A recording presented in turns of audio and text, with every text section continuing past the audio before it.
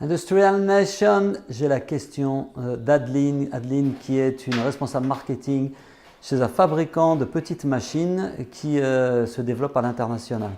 Adeline m'a demandé ce qu'elle devait ou comment elle devait réagir avec ses revendeurs, ses distributeurs un peu partout dans le monde qui n'arrêtent pas de lui demander de faire plus de vidéos, de leur fournir plus de contenu pour leur marketing. Comment on fait quand on a un réseau de distributeurs quasiment mondial pour pouvoir gérer tout ça? La première chose, c'est que vous devriez, Adeline, essayer d'organiser les relations que vous avez avec vos différents types de distributeurs.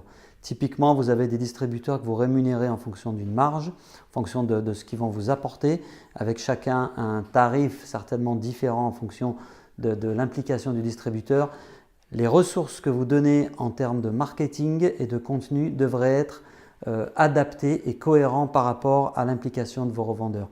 Un revendeur qui s'implique mérite qu'on lui fournisse des outils un peu plus poussés, qu'il ait du training, qu'il ait des supports peut-être digitaux plus qualitatifs qu'un revendeur qui en fait le moins. Donc ça, c'est la première chose.